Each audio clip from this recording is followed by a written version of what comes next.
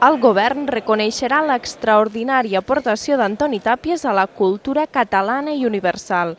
En l'acte de reobertura de la Fundació Tàpies, el president Montilla ha assenyalat que el govern de Catalunya creu en l'esperit creatiu del nostre país.